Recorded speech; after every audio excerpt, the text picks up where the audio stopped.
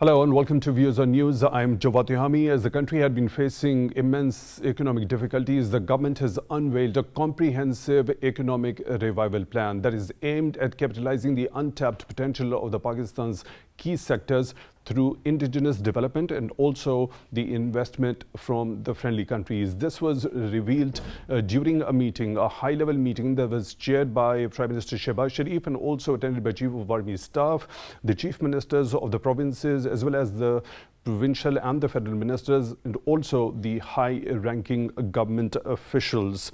Now, the meeting was also informed that a special investment facilitation council was being set up to expedite the progress of the projects, which will act as a single window interface for the potential investors. Now, this particular project has been termed as a game changer for the development of Pakistan. This will help in job creation, increasing the exports, and also help in attracting the foreign direct investment. It has also been estimated that if this project is completed by 2035, Pakistan will be a $1 trillion economy. Also, we have seen Chief of Army Staff General Asim Munir assured all-out support to the government for this economic recovery plan. We have also seen another development. Pakistan and China have signed an MOU regarding the Chashma 5 nuclear power project. At that occasion, Prime Minister Shehbaz Sharif thanked the Chinese leadership for their support in terms of the debt rollovers and also the investment in Pakistan in these testing times. We'll be taking up for discussion all these things in today's show. For that, we are honored to have been joined in the studio by Mr. Faad Waheed. He's Senior Vice President, Islamabad Chamber of Commerce and Industry. Mr. Faad, thank you very much for taking time out for Views on News tonight. Really appreciate that. Now, the unveiling of the economic revival plan, quite a gigantic step, was need of the hour, wasn't it? Of course. Definitely. You know, this council was much needed, and I think we've missed this in the past years, and finally it's coming into existence.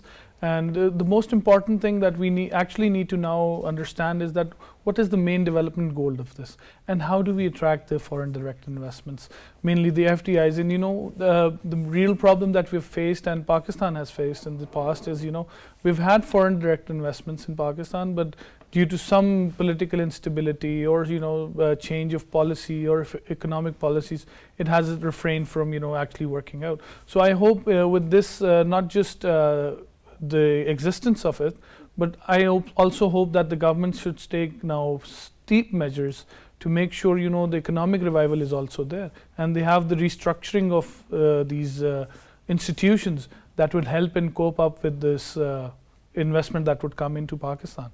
Right. Now, setting up of this particular, the Special Investment Facilitation Council, how big a step that one is? It is going to serve as a one single window operation. Yes. See, if it's going to be one window operation, I'm pretty sure a lot of investors would be attracted to it, because Pakistan, mind you, is a big volume country. You know, we're 24 billion people. And then again, if we look into the money terms, we are capable of exports, we're capable of imports, we're capable of manufacturing anything.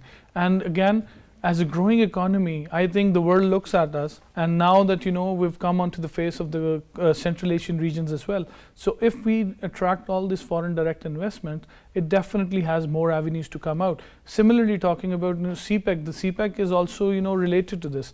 Once we have the foreign direct investments, the One Belt, One Road initiative, it'll be connecting Pakistan to the rest of the world. And then, you know, that's the basic goal, I think, about this. Right, we are joined by another participant in the show. On the phone line, Mr. Qaiser Sheikh. He is member of the National Assembly, belongs to Pakistan Muslim League Nawaz. Mr. Sheikh, thank you very much for your time, for being with us on Views on News tonight. Really appreciate that. Now, the government unveiling the comprehensive economic revival plan, quite a need of the hour. How gigantic step do you think for the overall recovery of the country's economy this particular step is?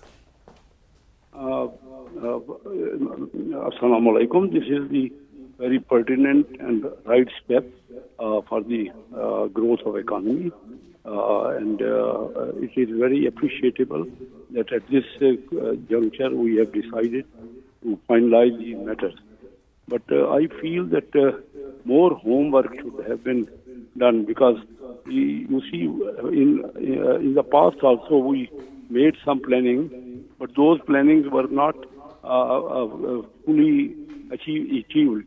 We should have thought about it, and we should have more and more interaction. Still, there is an opportunity. The goals have been set, and I rightly said that is a main our engine of growth is direct foreign investment, and there is the right step that we should attract direct foreign investment. That I have been emphasizing throughout. So, other countries, we have an example of other countries.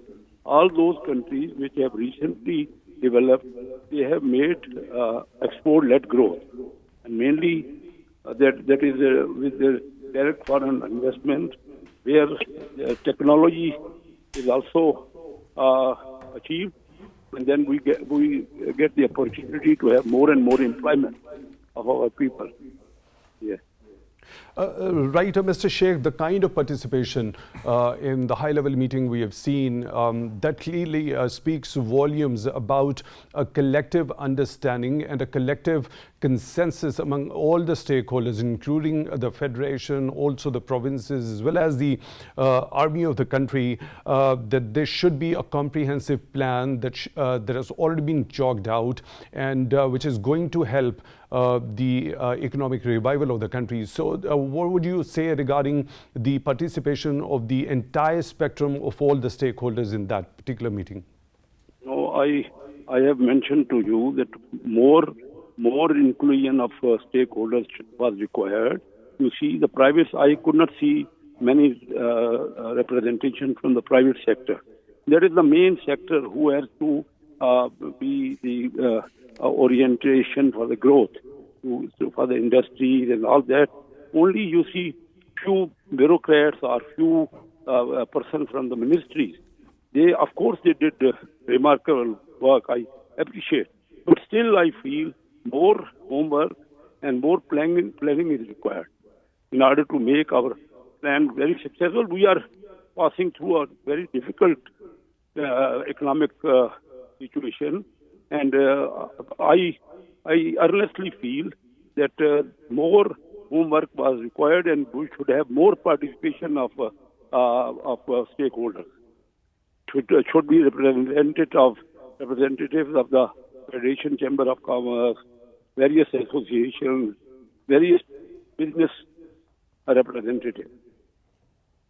Oh, we definitely hope more inclusion from the private sector as this project goes along will be done by the authorities. So when we talk about this particular meeting, it basically focused on capitalizing the untapped potential of Pakistan's key resources through two major steps. One is the indigenous development, how the government actually aims to tap that very potential through this particular method. You see, at present, the atmosphere for the business is not very conducive. Many of our investors, even who have invested in domestically, they are going abroad. And our business community is feeling that there should be more facilitation. But we are having problems, so we are not in a position to give them more incentives. So actually, of course, good work is being done, and we should appreciate that at least some efforts were given to the planning. You must be remembering that in 60s and 70s our planning was remarkable, and even it was applauded and acknowledged throughout the world. Even South Koreans at that time got some planning training. They sent their bureaucrats here. And again, in India was a closed economy, and we opened first our economy in about 40 years ago, I must say. But meanwhile, if we are not giving more incentives to the private sector, and we are not making atmosphere conducive to the foreign direct investment, I feel it is the targets. Of course, we have fixed the targets, but to achieve the targets, we should make more efforts and so do you think the establishment of this particular special investment facilitation council is going to turn the things around in that regard? how can I hope for that? I hope and I wish, but I don't feel that even in the past we made planning, and what was the result of our target which we fixed last year or in last few years? What is the result? Did somebody review those that whatever we planned, were those achieved or not? Those planning. So, Mr. Sheikh, establishing a one-window operation that is going to facilitate the potential investors, is it not going to be something big that might be coming in the coming days for the potential investors? This is not one. You see, this is not the first time that we are planning to have one window. Since last many decades. So what are your suggestions? What is your understanding regarding this? What needs to be done in order to increase or enhance its efficacy? You see, yes, this is a very good question. You see, my point is that we should make our environment more conducive to the investment. You see, at present, our policies are not consistent. People's foreign, you see, in India, many investors are having projects there, and in 1 year, about $70 billion US. They are our neighbors. You see, in our neighbor two countries, China and India, next 2-3 years, it is being perceived that 50% of the world growth will be in those two countries of our neighbors. So we should get potential of that. There is a potential to get investment from India, I feel. If we have closed all our borders, like we didn't have trade with Afghanistan because the situation was not good, there was infighting there. Then we closed our borders with Iran because there were sanctions. Then we have closed our borders with India because we have a political problem. You see, in business, if you have to promote business, you should make the environment conducive to that. I feel it's a big opportunity if we have in region. You see, Southeast Asia, 65% of their total trade is between them. But we have closed all these our neighboring countries. So main investment, of course, we have made targets. We have fixed the targets. But I feel to be successful, the investment can be achieved here from overseas Pakistanis and from investors. So these things are to be fully. Why the overseas Pakistanis are not invested? Everywhere in China, overseas Chinese invested hugely. In India, overseas Indians invested hugely. Why? Because our bureaucracy, you see, they are such slow and they are dull. And you rightly mentioned one window facilitation. But this is only talking. Up to now, we have learned it. I have been in business about 56 years. So we learned it many times. I am supporting it. I feel that we can be successful. But only bureaucrats can't make the things successful. They should also have stakeholders with them, and actual facilitation should be there. They say one thing, and then when we go for the investment, the foreign investors here, many foreign investors recently came here. No one was even ready to see them for the investment. We don't know which way is one window. Who has to welcome those investors? So these are the things we have to minutely study. Of course, you see, our politicians like ministers are very busy. They can't give more time to it. But I think we should find out some solution that how our bureaucracy makes things more conducive to the direct foreign investment. Right, Mr. Sheikh. It has also been delved upon in that particular high-level meeting that economy and the security are interrelated. In that regard, the role of Pakistan Armed Forces happens to be of a crucial significance now. The Pakistan Armed Forces are going to help in management and the technical coordination of in the completion of this particular gigantic project. Your understanding regarding that? Yes, this is I appreciate your question. Our armed forces have really contributed and they have sacrificed a lot. In 2017, just about 6 years ago, our defense budget, Indian defense budget was 4 times of Pakistan. Our defense budget was $10 billion and Indian was $40 billion. Now Indian defense budget increased to $81 billion and our budget reduced to $6 billion. Now their budget is 14 times to Pakistan.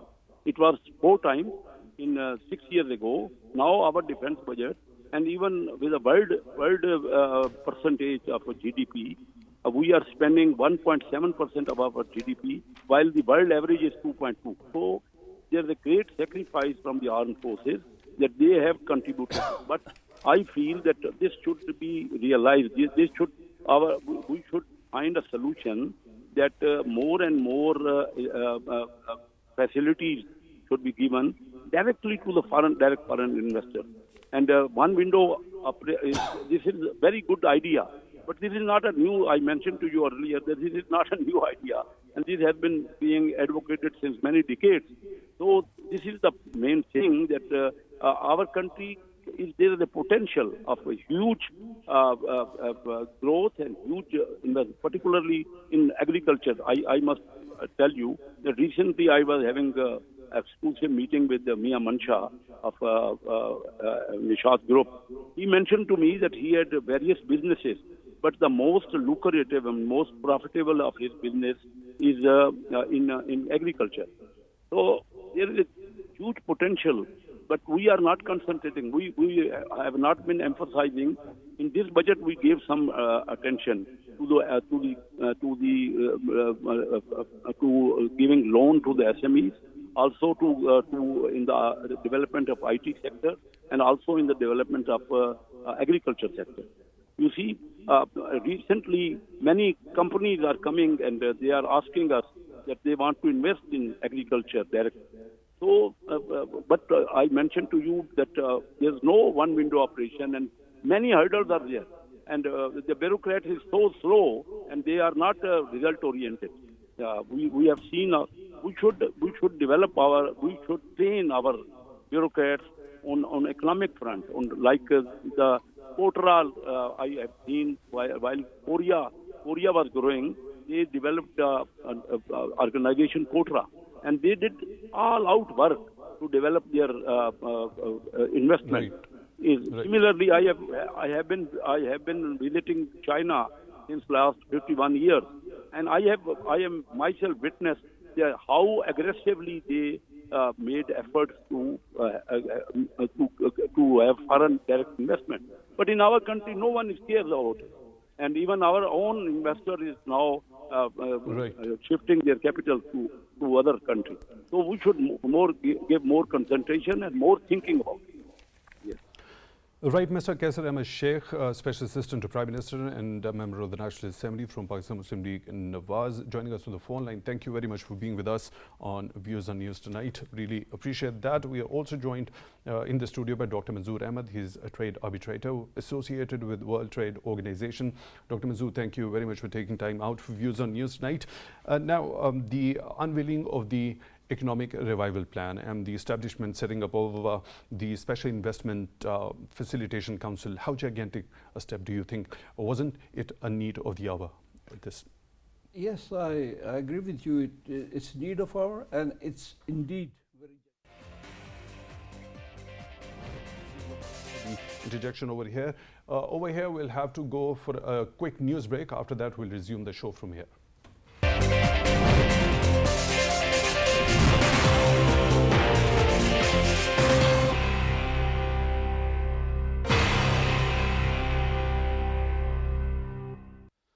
Welcome back to Views on News. In today's program, we are talking about the government unveiling the Economic Revival Plan, and which is aimed at capitalizing the untapped potential of Pakistan in the key sectors. With that, we are honored to have been joined in the studio by Dr. Manzoor Ahmed, Trade Arbitrator, World Trade Organization, and Mr. Faad, Waheed, Senior Vice President at Islamabad Chamber of Commerce and Industry.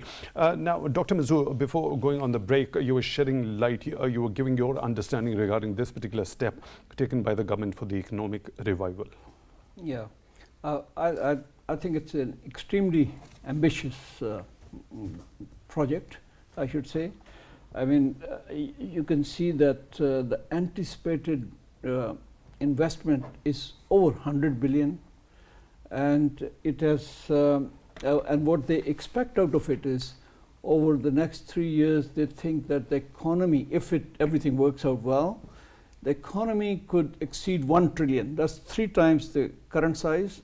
The exports could be 3 times the current size, and then they also expect that import substitution, whatever you're getting, that would be also about 75 billion, something like that. And that estimate is for the next 3 years or by 2035? No, by it's normally it's for 10 years, by 2035. Yeah.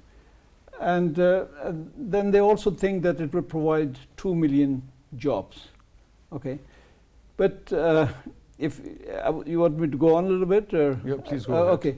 Earlier, Mr. Sheikh was making some point, and I think I agree with him that there's need for more association of businesses with this, because we see all the committees and implementation committees, and they're all too much of bureaucracy, and these bureaucrats are, they don't know how to run business. So Mr. Sheikh was of the view that yeah, we need more training. Hopefully, but for the time. On the modern lines. But one of the first things I would say is that we should learn some lesson from our past, when we attracted investment.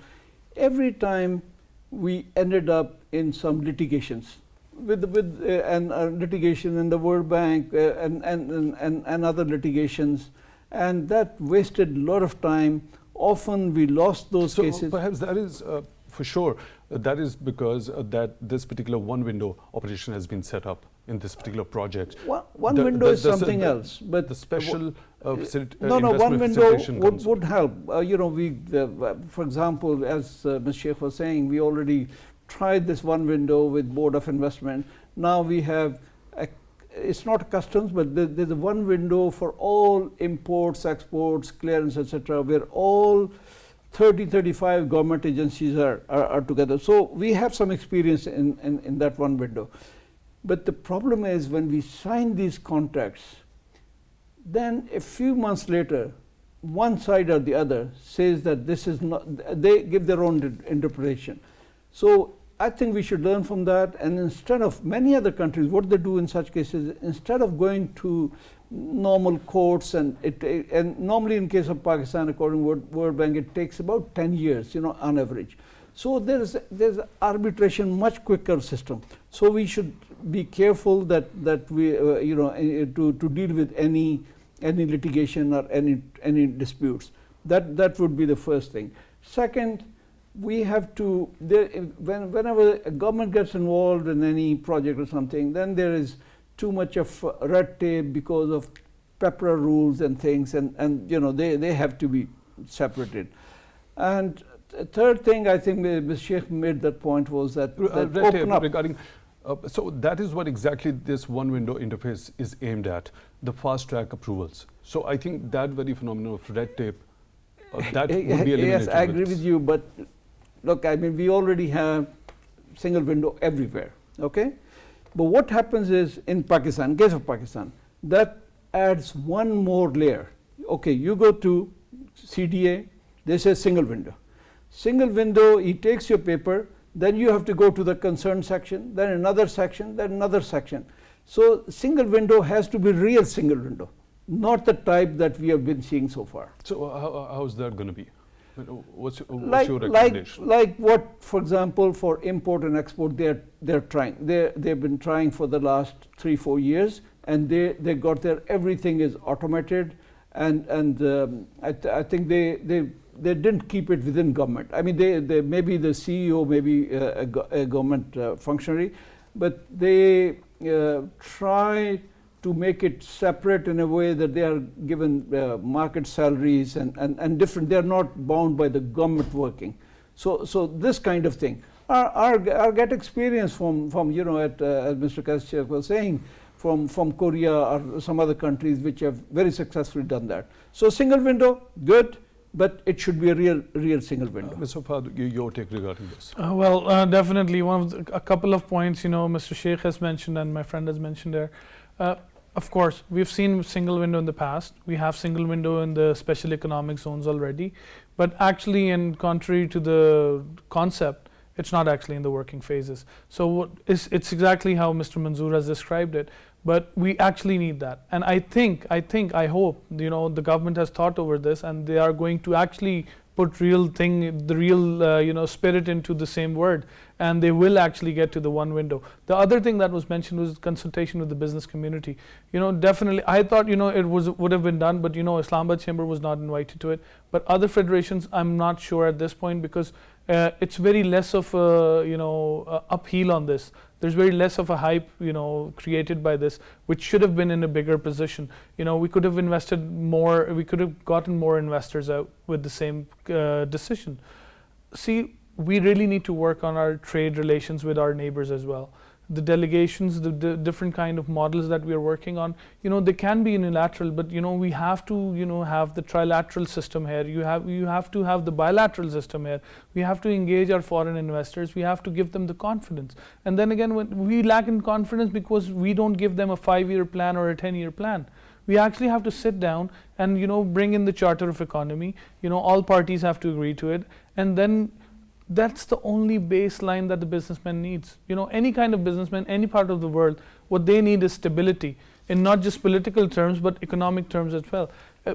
You pretty much know, in the past we have seen these floods, the COVID and everything. Everybody came together, the world came together, and now it's not just war on different political agendas, but now it's the economic war that's going on. We have to be self-sufficient in our own self, and I think is the aim of this entire thing. It's huge, it's big, it's aggressive, and I hope the government takes us on board in the next steps. And once we are on board, we can definitely tell them how we can attract different investors and how we can bring in the foreign direct investments. Right, you just mentioned, talked about the aims of this particular. Let's talk about the aims of this Special Investment Facilitation Council one by one. The first and the foremost that has been informed to this particular meeting was creating horizontal and vertical synergy between Federation and the provinces. How crucial do you think that one is? I think it's the most important thing. Today we lack the coordination of taxes between the governments. Similarly, if we talk about Islamabad and Rawalpindi, this lies on the border. And then it's Punjab and Islamabad. So the taxation in Islamabad is a little different than what is in Punjab. And then we have to have it across the board. If there's going to be incentive in Sindh and not in Punjab, it's going to be discriminating the Punjabi community and the Punjabi investors. Similarly in the KPK. So we have to have coordination. We have to have the single horizontal, as you mentioned. We need this synergy. Once we come together, we can definitely bring a better platform. And we have to have the synergy in the food industry. We have to have it in the same regulations. The food authorities we have all across the board, we have to have them in the same harmony. And once we have that, once we have all the commissions on board, we have all the taxation on board, I think it can be done. It's going to need a lot of force, a lot of willpower. And I'm going to tell you, it is going to be discouraging in the start. But once we have this, when we actually achieve it, that's the best thing we can do for Pakistan. The dividends are going to be phenomenal. It's going to be amazing. Dr. Manzoor, your view regarding the creation of horizontal and vertical synergy between the Federation and the provinces? Oh, that is extremely important. But as a friend is just saying, I mean, currently, if you look at the provincial taxes, services taxes, somewhere will be something else, and then the federal will be something else. Sometimes there will be duplication. So all that needs more. First of all, taxes, there should be transparency and simplicity. Okay, you can say for all this project, whatever, 5% duty, and that's it. I mean, don't make it very, we always make things complex. We issue an SRO, and then we have another rate somewhere else, and all that. That needs to be simplified. Right. The second aim of this particular thing is timely decision making. How important that one is, especially when we talk about keeping the pace up with the rest of the economies in the world. Again, extremely important. If somebody wants to come and set up, say under this investment plan, somebody is trying to take the port, modernize it, and if we take 10 years to decide, that's what we have done with many things. Like you can see the example of Ricodec and other things, and it should not take too long. It should be decided so that the investor knows what's going to happen instead of taking a long time. So timing is very important. Right, Mr. Faad, your take regarding the timing. Well, I have a simple quote on this. It's time is money. You know, if we deviate from timelines which we develop for everything, technology is changing really fast, and we really need to learn from the other countries that, you know, once we step into something, we actually have to achieve it. We have to have a timeline on it. Once we have the timeline on it, we have to actually achieve that. If we don't achieve that, we're going to fall behind. And by the time we'll be done with that project, it's going to be redundant anyways. So I think, you know, that's the key thing, and that's one of the most important things, because, you know, that's how a businessman works. You know, he has to put up a timeline to get his returns on the investment. So I think time is very important on this. Dr. Manzoor, you already mentioned about duplication. Now, one of the aims of this particular council is to avoid that duplication. Is it to conserve the effort and time? Yes, so, you know, it's a good sign that they're already thinking about it. And then they have also co-opted the relevant provincial ministers or whoever is required and the relevant. My only little concern was about not having the more businessmen in here, because they have the practical experience. They actually know what is going to happen. So bureaucrats, you know, maybe they can promise, but delivery will be the businessmen. I mean, their ideas. So how basically the duplication can be avoided, which is a particular aim of this particular council also?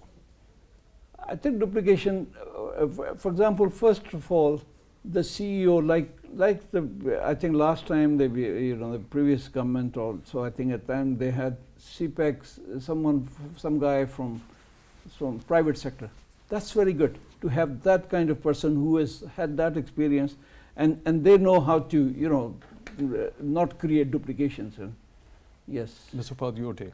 Well, duplication is something, you know, we've fought for in Pakistan for the past 20-30 years that I know of, and you know, it's been a challenging situation where you have different laws in different provinces, I would say, and I think it's a good step, but definitely needs more homework, definitely needs more consultation. And I think, as my friend has mentioned, you know, it definitely need the input of the businessmen here, because we understand how this duplication works. But if we get rid of it, I think it should be across the board, not just with SIFC, but it should be across the board in Pakistan for all businessmen, all investors. Right, Mr. Faad, as I already asked Mr. Sheikh regarding the interrelation between security and economy now, the Chief of Army Staff has assured the government of all out support regarding this economic revival plan. Now, they are going to provide help in management and also the technical coordination. Important it is. Do you think the things are going to be more streamlined after this particular step? I think it's highly important, you know, that all institutions should be on board, and our Chief of Army Staff showing this gesture is very, you know, empowering. And I think if they both collectively are on the same page, then definitely the entire machinery of the government will be working in the positive sense. So once both of them are on board, and you know, we've seen how the Pakistan Army has actually contributed towards our economy in structuring and trying to manage with us, and I think it should be there. The support should be there, and when the support is there, the tactical support is there, the coordination is there, we definitely would, you know, eliminate the security issues out of it. This would be something, you know, a call is a deterrent. So I think, you know, that's one of the major and the most important thing that we need as a nation, even encouraging our regional trade, because that's one of the most important things where the army has the key role, where they know how to cross the borders, when they know how to, you know, utilize the roads and everything. So I think it's most important to encourage and also implement in our regional trade as well. Right, Dr. Manzoor Ahmed, the significance of armed forces' role in giving them help in management and also the technical coordination regarding the completion of this particular project. I think that would give more continuity, because, you know, politics, things change. And also we just had that previously, this experience with the COVID-19, where it was both military as well as the civilians, and I think they did a relatively good job. But just a couple of other points. I mean, to improve this timeliness and transparency, I think it should not be like the government's working. There should not be any files moving from one to another. It should all be automated system, and also there should not be too much hierarchy. you know, there's a section of the Deputy Secretary, Joint Secretary. That should not be. I mean, this should be flat organization. Right, one last very important point. Yes, we saw the MOU signing between China and Pakistan regarding the Chashma 5. Now, Pakistani authorities are desirous and they are working with full effort and vigor in order to diversify the energy mix. This would have a capacity of around 1,200 megawatts. Prime Minister has also thanked the Chinese leadership for their steadfast support in these testing times. How crucial that support had been during this time of economic difficulty for Pakistan? First, nuclear power plants, they produce the cheapest electricity, the world over. So, and we need to bring down the cost of electricity, and I think that will. And secondly, because for whatever geopolitics or whatever, other countries were not helping us. I mean, at one time, France was involved, and then they just stopped in the middle. But China has been steadfast in this nuclear. For example, Canoe 1, 2, 3, now 4. So it's a very good step, I should say. Mr. Faad, your take. Well, need of the hour, as I said. Energy is something, you know, we're not really efficient in, and we had this energy crunch for a long time, and it wasn't really being paying attention to. So today, you know, this is very welcoming, and I think, you know, we should appreciate the government at this point that, you know, they're actually thinking about the future now. In the past, we've seen that, you know, we've paid IPPs all this money, and, you know, we haven't really utilized all that capacity. So I think, you know, adding to the cheaper electricity will definitely give us an edge in our export tariffs as well, because we'll be, you know, creating cheaper electricity. So that way we'll be more competitive in the regional markets as well as local. What's your view regarding the Chinese help in this testing? Well, you know what, Pakistan and China, iron brothers, you know, as they put it, and it has proven that, you know, they've been stable with us, we've been stable with them, and that creates a better bond, and, you know, it creates more patronage towards both countries. And I think it's more appreciative of the Chinese side helping Pakistan in such times where we have actually issues with, you know, different countries in borrowing and you know, stabilizing our foreign reserves. So I think, you know, it's amazing, and hats off to China. They've been with us, and they are actually creating better revenues for Pakistan. So I think, you know, with both hands together, we can actually do a better job. Right, Dr. Manzoor, now we have seen the government fulfilling all those prior actions. Still, the staff level agreement with the IMF is pending. The program is, the expiry of the program is pretty much around the corner. Do you see any sort of hope? The government authorities, even including the Prime Minister, were very hopeful that Pakistan has met all the prior actions. So this particular staff level agreement should have been done 2 months, 3 months before. Yeah, that should have been done several months ago. I mean, we didn't receive anything from October onwards. I think we didn't receive anything. But this particular program, I mean, in the past, our last resort or whatever, you know, we expected was back to IMF. So if something like this can work out, that would be a very good thing, that investment, rather than just borrowing money from IMF and then trying to meet their conditions and pay. Right, Dr. Manzoor Ahmed, Trade Arbitrator, World Trade Organization. Thank you very much for being with us on the show. Mr. Faad, Waheed, Senior Vice President, Islamabad Chamber of Commerce and Industry. Thank you very much for your time also, for being with us on Views on News tonight. We really appreciate that. Now, the Prime Minister, regarding this particular economic recovery plan, also said that it was the time to leverage the collective wisdom to kickstart the economy, to make it self-reliant, export-driven and robust, capable of withstanding the external shocks and upheavals. With that note, we come to the end of today's show. Till the next one, take good care of yourselves.